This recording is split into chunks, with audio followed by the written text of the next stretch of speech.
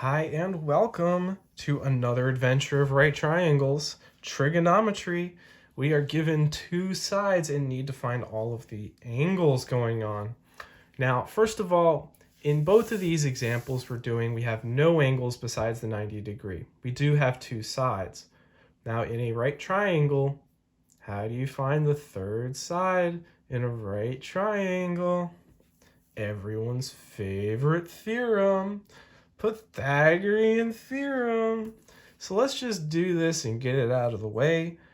A squared plus b squared equals c squared. So 3 squared plus, b squared equals 8 squared, which is 9, which is 64.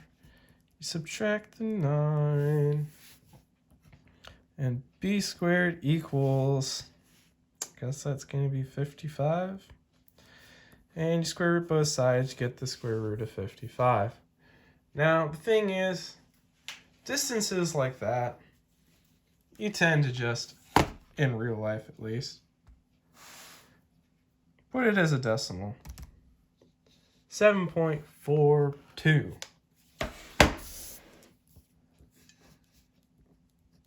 And it's miles. Now, for most of trigonometry, you don't use decimals. You would leave it as root 55. But when it comes to real life examples, no one's going to go up to you and goes, oh yeah, the distance from my house to the store is the square root of 55 miles. People just don't do that. So I'm going to round it to two decimals, 7.42 miles. It's a lot easier to think about that. Note that it should also make sense. Hypotenuse is supposed to be the longest side. So it kind of makes sense if this is 3 and that's 7, that's going to be 8, But okay, onwards to finding the angles. What I'm going to do is just choose this angle because I feel like it. I'm going to call it theta because that's what we do. And I once again type out the whole sine of theta equals opposite over hypotenuse, etc. Did this in the last video if you saw it. Tangent of theta equals opposite over adjacent. And once again, we're going to be looking at what we have and then deciding whether we should use sine, cosine, or tangent. So since I have chosen this angle, that means this is the hypotenuse, this is the adjacent, and this is the opposite. And you always want to use what we're given. Now, yes, we found this, but once again, this is a rounded number. You never want to use a rounded number. You can to kind of get an idea, but you never want to use a rounded number. You have exact numbers, you want to use them. So I have the adjacent and hypotenuse. So I would look over here and say which one uses the adjacent and hypotenuse, and that would be cosine. So the cosine of the angle equals the adjacent over hypotenuse. So you go through this, cosine of the angle. Do we have the angle? And the answer is no, we don't. So we'll write cosine of theta equals. And then the adjacent. Do we have the adjacent? Yes, it is 3. And then do we have the hypotenuse? Yes, it is 8. So the cosine of theta equals 3/8.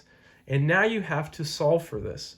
Now, the way you do this is probably what's going to be new material for you. To get theta by itself, because you need to say theta equals something. You have to get rid of this cosine. Now, back in the day, if this was a number, you would just divide by the number. But there's no such thing as like dividing by the cosine function. What you do is something called cosine inverse. Cosine inverse of both sides. Cosine inverse of both sides. So yeah, that's the symbol for cosine inverse. It's a little exponent of -1 of something.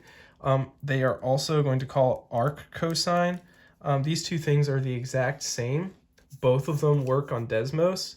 I just want to show you how to find them.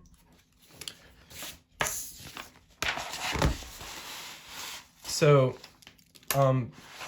if you're here and you go to ABC, oh, I'm just wrong. Functions, boom, functions, you can see inverse, sine, cosine, and tangent. So if you're using this, you can go to functions and use them there. I think we were using arc cosine, so cosine inverse. And then it's of 3 over 8, because that was the number we had. Like that. So there. Cosine inverse of 3 over 8. Cosine inverse is 67.975. So I'm going to do 98. 67.98.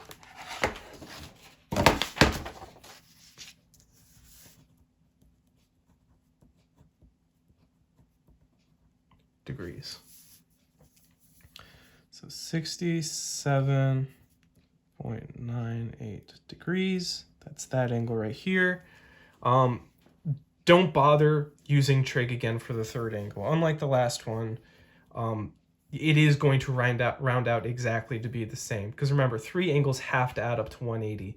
If you wrote something that was rounded differently and they didn't add up to 180, people would look at you weird. So it's more important that these add up to 180. So I'm just going to do 180 minus all that stuff. So 180 minus the 90-degree angle minus the 67.98. And it's 2202.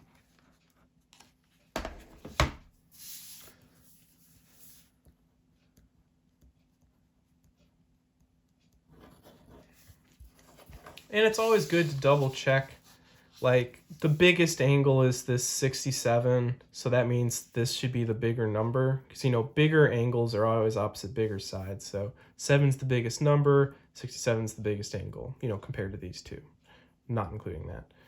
22 and 3, so they match, they're good, and that's it.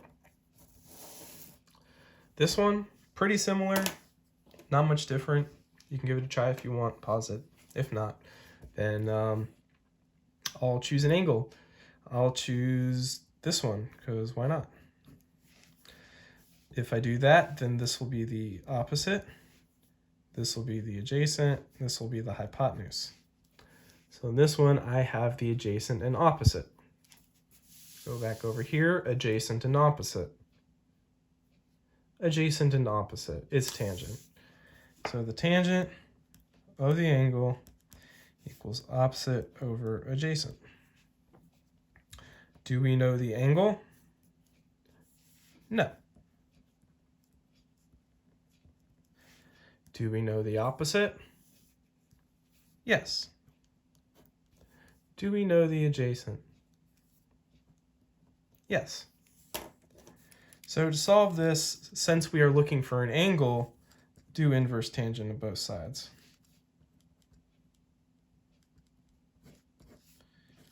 And that just crosses those out. You know, inverses cancel, so you just get theta equals like that. And we'll just plug this in. Tan inverse of 7 over 12.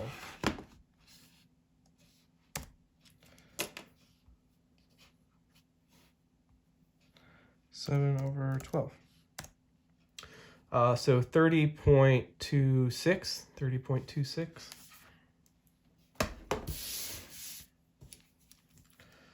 30.26 degrees. 30.26 degrees. Boom. Okay. And once again, we'll just subtract it from 90 to get that. So 90 minus 30.26 is 59.74. 59.74 degrees. So that's all the angles. And we'll just use Pythagorean theorem here to find that. So 7 squared plus 12 squared. 7 squared. Oh my goodness. 7 squared plus 12 squared. Why does moose? Is 193, and then we have to square root that. So square root of 193. Yeah.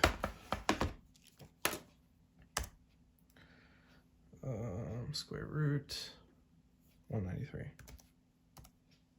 13.89.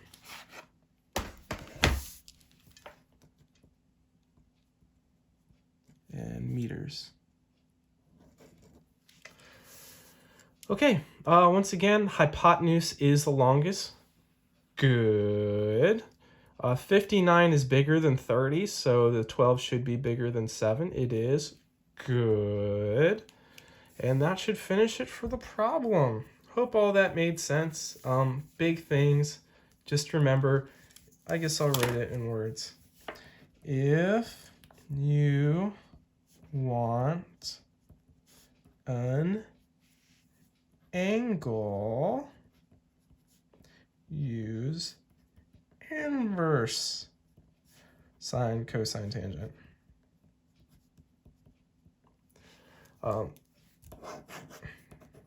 If you're looking for an angle, otherwise you don't have to. You just use sine, cosine, or tangent. But if you want an angle, then you do that. And once again, there's two ways to do that.